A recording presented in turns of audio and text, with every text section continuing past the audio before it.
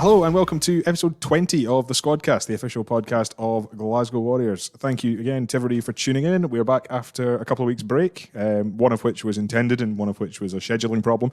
But we are back across every platform that we are available on. There's a list of them. I can't remember exactly what they are. But thank you to everybody that subscribes and listens in. I'm joined once again by Murphy Walker. Murphy, how are you? Hello, Craig. I'm great. Good stuff. We're very well, and we're all the better for hearing that you're back in full training now as well, which is, I mean, if we had a jingle that had celebration and party poppers and stuff, I'm sure you can stick something in there afterwards. I'll find something. We'll work something out. Yeah, back in the full training, so available for selection. It's gone by pretty quickly actually. Yeah, doesn't feel like it's been that long, but when you look at it, it's been about 2.5 months. Yeah, I mean, it's shorter than your last stint in. Thankfully. Thankfully. Yeah, it's never nice being out. No, especially when the boys are going so well. But I'll be back at it in the near future. You were back in full training last, like when we came back in for this, so last Thursday, Friday. Yeah. First day, I believe, was one that had you blowing, shall we say? Yeah, personally as well as collectively as a team. Yeah, not just me. not just you. I'm in great shape, Craig. Yeah, it was tough. The Thursday, Friday, Franco calls them pit stops, like the F1. So he wants to make them sharp, but also pretty tough going. So it's like a mini preseason all over again. So yeah, legs are feeling pretty heavy on the Saturday after the couple of days, but after a lot of running as well. But we're all the better for it now. So today and yesterday felt like a breeze compared to the last week. I've got to also ask you, you may have seen it on the TikTok and Instagram and Twitter a little bit accounts, our tug of war competition. Yeah, it was a joke. Graciously vanquished by the defending champion Sione Vailano. Yeah, just give us the inside track. Yeah, I'm not happy with Molly for sticking that up. That's put me in a bad light. Yeah, tug of war during gym. There was obviously the knockouts before, which obviously I won to get to the final, and they weren't put up on TikTok and Instagram. And then, I mean, when you get to the final, physics is only going to be the only winner, especially with Sione. So, I mean, I've ruined a pair of shoes. The top materials come off the bottom of my sole of my nice trainers. So I'll build them to Warriors, and I'll get Al to get us a new pair. But yeah, Sione literally just dragged me. It was like I was skiing. Yeah, literally 2 feet in the ground, just skiing along as he's dragging me across the track. So yeah, it wasn't the best of feelings, but it was a loss in the semi-final. So I'll take the bronze medal. I think fair play to Fez, because Fez hung in there for a bit. Yeah, he tried his best. I think you and Ferry. I think Big Nons fell over at one point, and Fez tried to go for it, and then again, physics was the winner. So, well, one man who wasn't in that record is today's guest. He was busy being the top tackler in the Six Nations. So congratulations to that as well. We'll bring back the celebratory gift. It's Matt Fagerson. How are you? I'm great. Thank you, Craig. Thank you, Murphy, for having me on. It's an absolute pleasure to be in your company. Been a long 7 weeks away in Scotland camp. Thoroughly enjoyable, and the cherry on top is these fallow weeks getting to watch the boys. Roll on Munster and roll on Zebra, and it was awesome shifts. Back in training this week and picking up where we left off. The guys are flying. There's a few more bits and bobs added in, and everyone's happy to be back in. So yeah. What sort of a watcher are you? You say you get to come and watch the games against Ulster and Zebra. Are you a nervous watcher from the stands? Are you quite a chilled out, relaxed kind of guy? Kicking every ball, hopefully not literally. No offense. Yeah, no. Usually I like to sit with the subs, sort of I can get a feel and just be around the boys.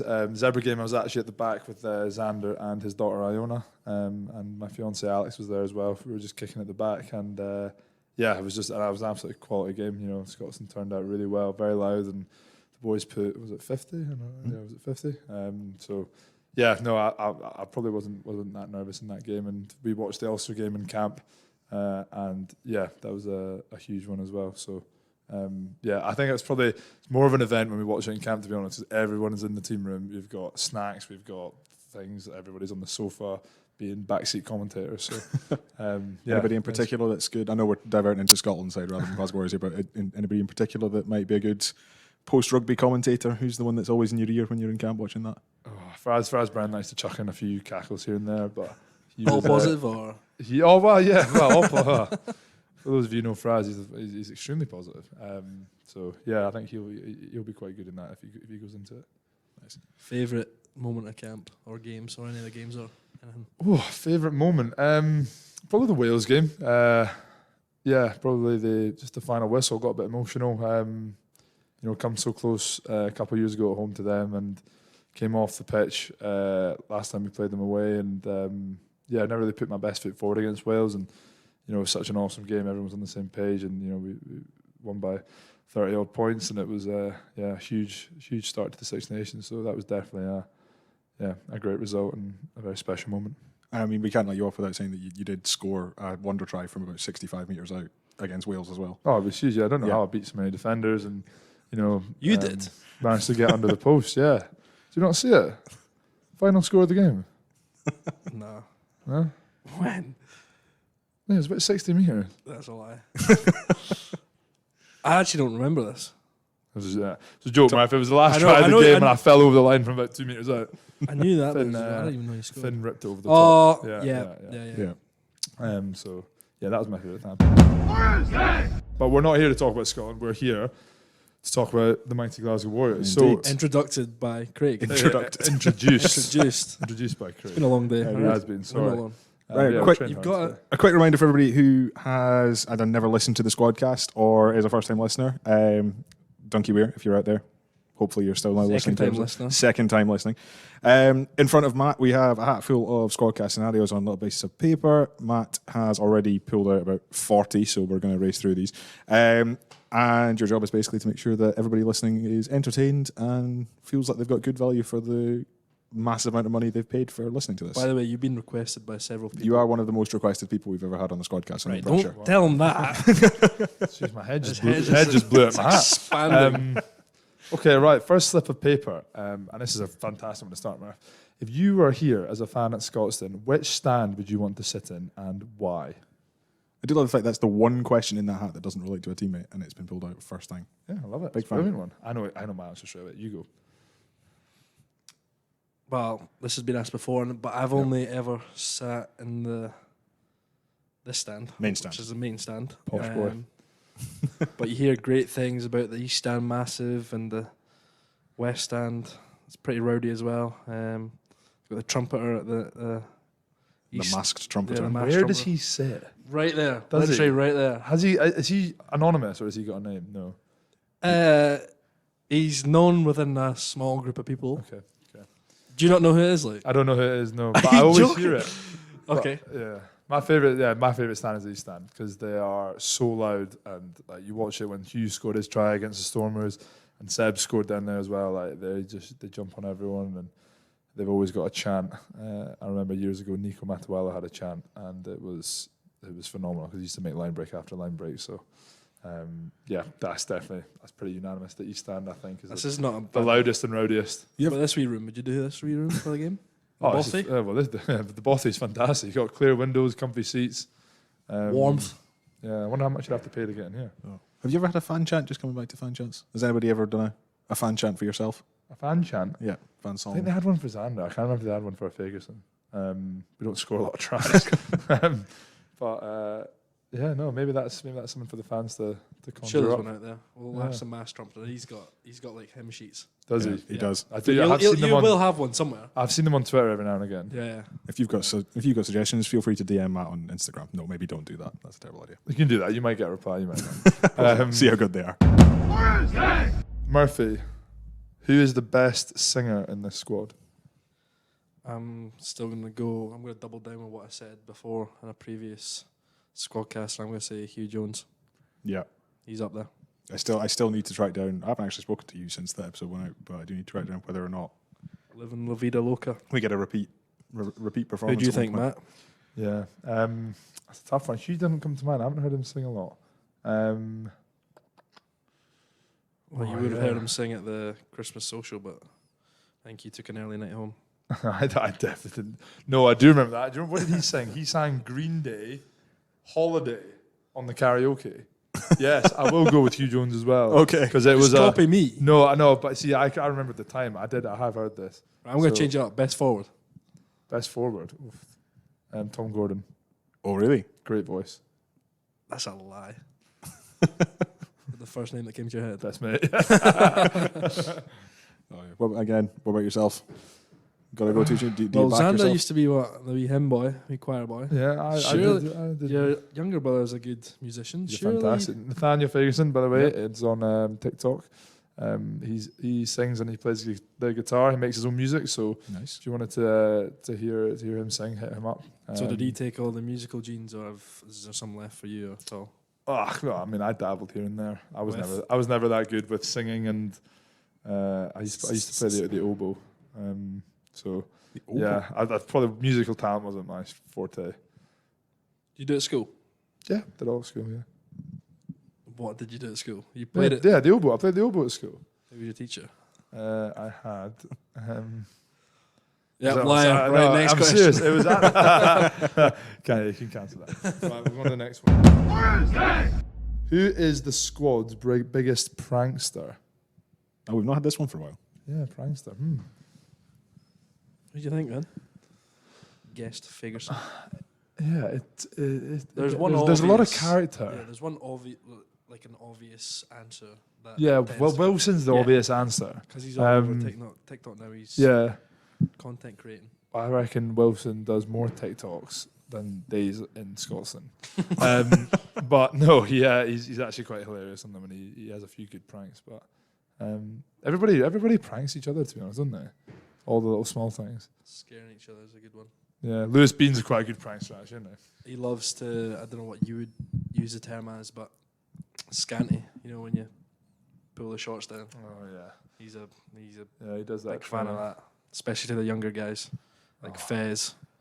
Poor bloke. Gets him a lot. Yeah. Alex Samuel. Is there a sort of hierarchy thing as to who obviously we know about who sits where on the bus and all that sort of stuff, but is it a case of the older boys go after the younger lads, or what's the Oh no. just get stuck in? You say no. I think that there's an element of that, but I think with the Bino's case, he's just been in and around a team scenario all his life with the army and that, and I think he's just picked up things that is just to him is hilarious. And yeah, sometimes he gets some like good times during the middle of a gym brief or something. Just next minute, Fez just stood there with his boxes on with his shorts on his ankles. True. Yeah. To be fair, we like to prank. Rob Harley was the biggest prankster when he was there, wasn't he? But Elaborate pranks. Yeah, we like to prank the S&C team. How elaborate are Damo we talking? especially. Rob just used to do some ridiculous things. He used to put people in headlocks all the time, and like wrestle in the gym. So you'd be like doing your weights, and then you'd get put in like an arm bar or something. Be on the floor. And you'd be on the floor and have to fight it out. But the thing was with Rob, if you got him, he wouldn't touch you for like a month. He wouldn't. Yeah, Hard but fair. He wouldn't pick on you again. Tough but fair. Tough but fair. Which teammate is the best dressing room DJ? Well, we know. Who's our dressing Can't room nominate DJ? yourself. No, who's your our brother. dressing room DJ? I'm the gym DJ, obviously. Well, we get Walt, Yeah. who Or plays some brilliant music. Or we get Big Nonny. yeah, big money.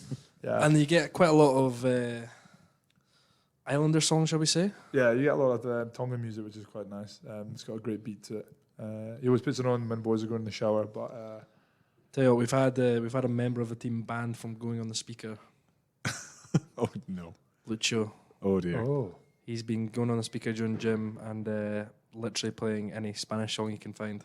See this, I've heard, we had this chat with Ryan earlier on for a different piece of content, but I've heard the Argentinians are getting in quite early with the gym stuff when it comes to the music. Yeah, so in the case of forwards, I know Lucho gets in there pretty early before we're meant to be there or get ready for the gym his brief. phone's already hooked up to the Bluetooth. Phone's hooked up, so as soon as he walks in, he can just hit play. But it was last Thursday when we all came in. He'd done that exact thing, and as soon as the first song came on, I think it was Robin or one of the boys literally went over to the speaker, disconnected it, and took it away, and told me he was banned for the rest of the time, unless it was him in the gym by himself. Oh, Lucio, that's a clear sign to you. You need to improve your music taste. Exactly. Is that quite a nice thing from yourselves? We've got guys, we've had guys for as long as you've been here that have come from all over the world. They bring their own music. You're saying Sione and Walter play the sort of Tongan tunes, the Argentinians, whether you're a fan of it or not. Is that something you actually enjoy from a gym point of view, finding out a little bit more about different people and different cultures that way? Yeah, you enjoy hearing. Like, I think music's obviously everyone's got different tastes, which I think is brilliant. And yeah, like obviously we joke that we don't like the Spanish music, but like we've had team socials when Argentina just won the World Cup and they were singing the we were all singing that. I don't know what the song was, but it was the Argentina celebration song. We were all singing that in Spanish. And then, like Walter in the change room and stuff. And then Ollie Kebble's got some phenomenal techno tunes. So, there's a wide variety, a wide mix. Eclectic mix, as they say. Yeah. I think the one that everyone likes, and you can never go wrong with, maybe not in the gym, is country music. Everybody seems to get on well with country.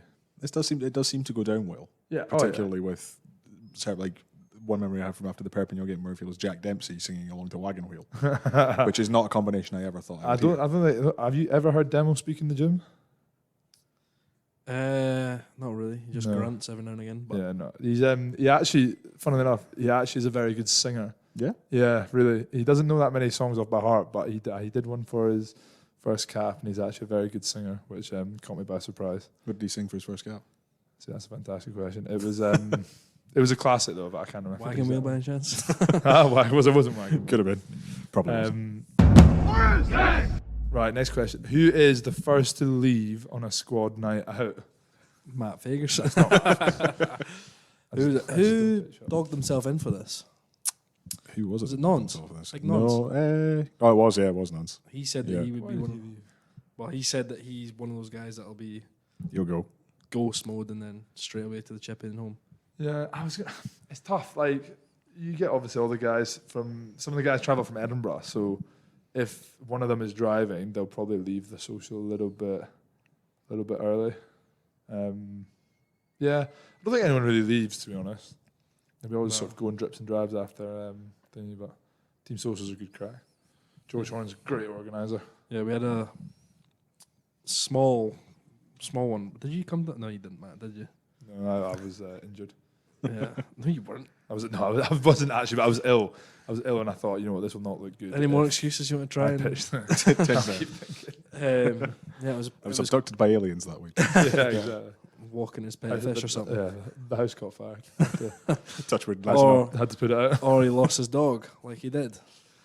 Oh. Go on, Matt. Tell Craig what happened. It was Saviour is in the room next door. I still haven't got down to who I give credit to for this. So we, me and my fiance just live in the Scotstoun area, and we have a lovely little Dalmatian called Maple. And it's a gorgeous dog. Yeah, she is. She's very cute.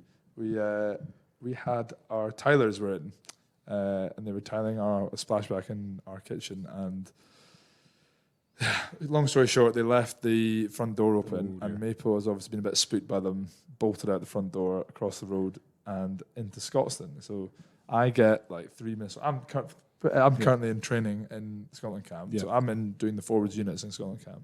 I come back to my phone, and Ailey, one of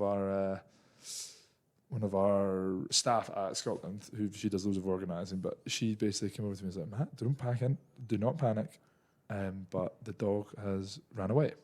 So obviously my head starts spinning. I'm like, well, this is not possible. Or I'm thinking, Alex, what have you done? You've let the dog out and she's ran away from you. But no. So I go back to my phone, about 8 missed calls from Alex, about 3 from Pump and 1 from Kenny Brown. And so I called Pump back, and he's like, oh, don't worry about it, mate, it's fine. You know, I saw her wandering around the car park at Scotstoun, and then she ran to the nature trail, and don't worry, we've got her back. Don't worry, I sorted it. And then Alex texted me saying, oh, Pump has saved the day, he's the man. It's 100% not Pump. Yeah, well, here we go. So I then come in to training here this week, and I get told by numerous sources that Pump did not lift a finger.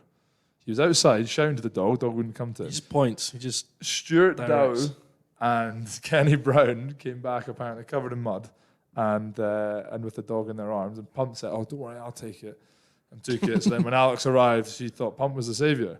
So it looks like I owe Stu Dow and Kenny a bottle of wine. But on this scenario, I think the real one to blame is the owners, because if you've got tradies in your house, would you just let your dog have the roam of the house? Come on. I feel like I'm in a very diplomatically problematic position here. So what would you rather have me do? Chuck my pet, I reckon, part of the family, in a cage all day? No, just shut one of the rooms and let her have a little roam in the living room or your bedroom or whatever, so that poor tradies try to do their job, and here's you just causing havoc for them. I think that's a bit of a cop-out, Murph. No.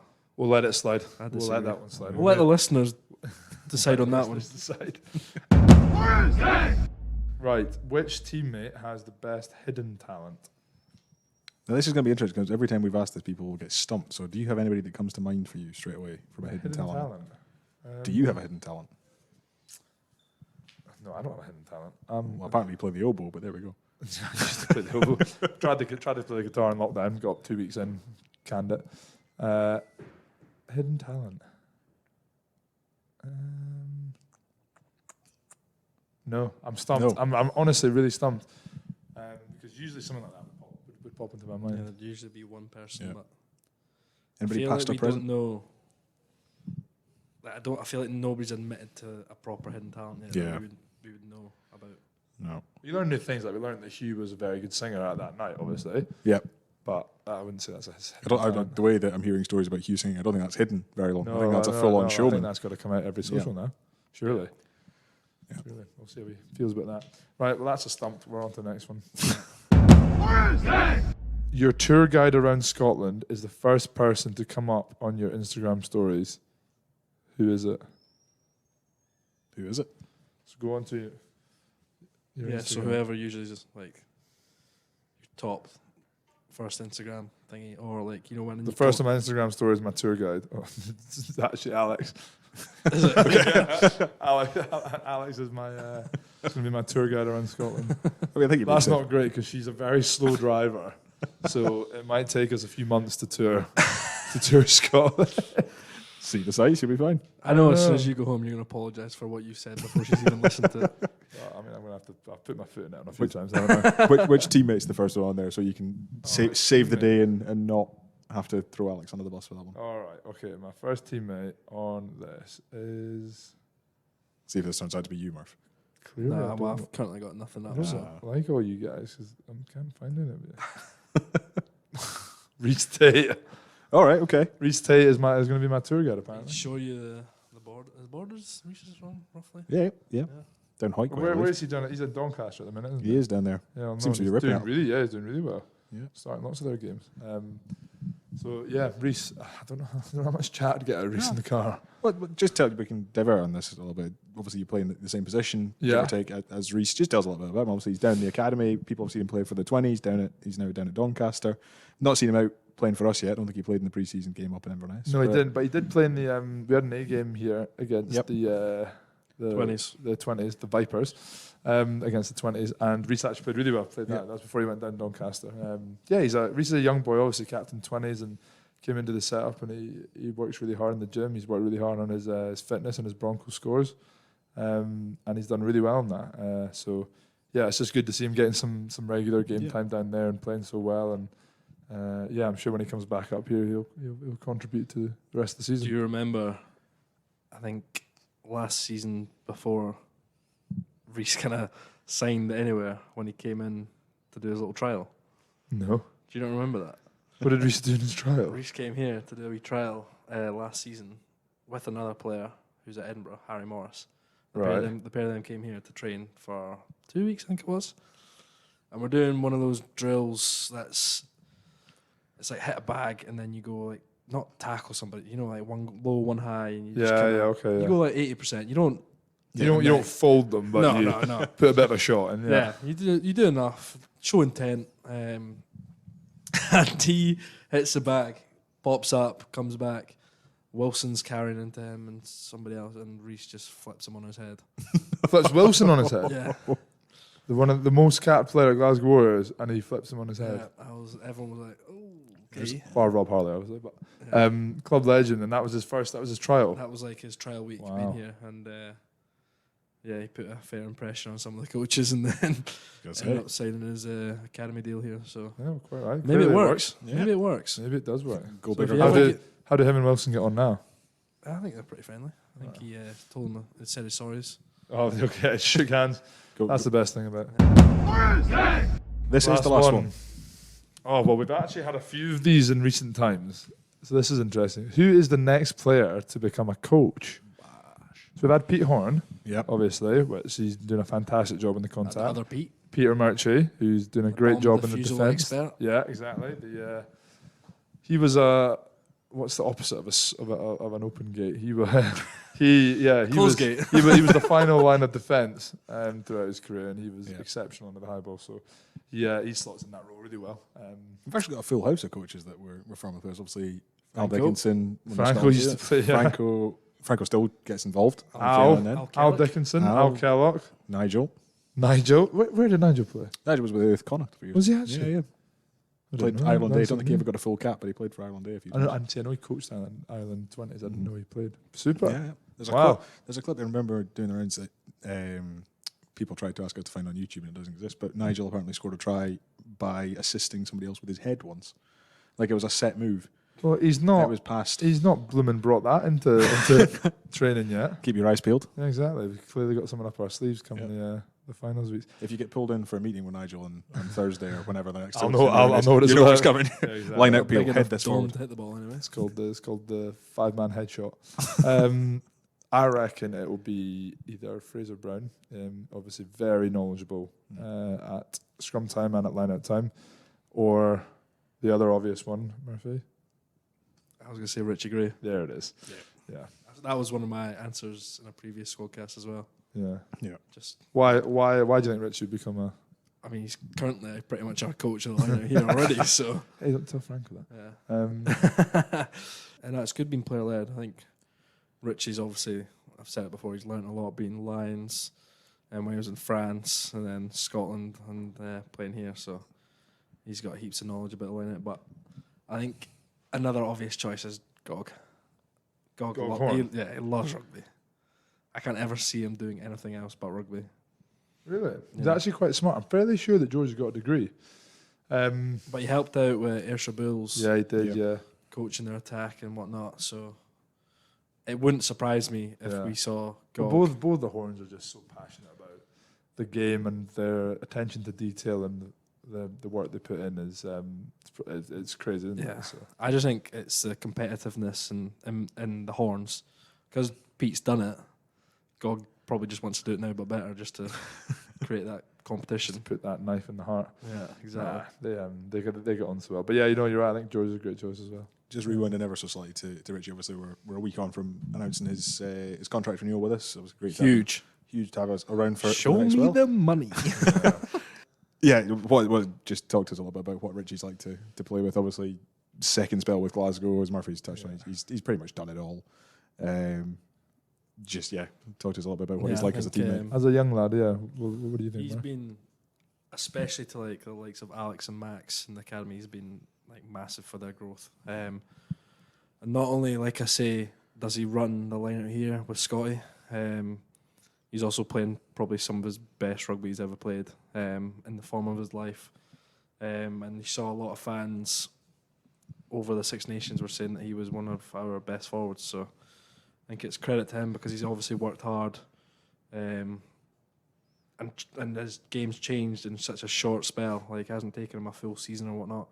Literally from the first couple of weeks after pre-season, he was flying. And he did say to me that he wasn't ruck hunting like he usually does, because usually Richie's good for like hit ruck, get those numbers up. But now he said he's looking to get the ball in his hands, and you can tell he's been playing a lot better as well and carrying a lot of ball, and he's good at it. So there was one game that he wouldn't let me forget where he told me he had more carry meters on the stat per carry than I did.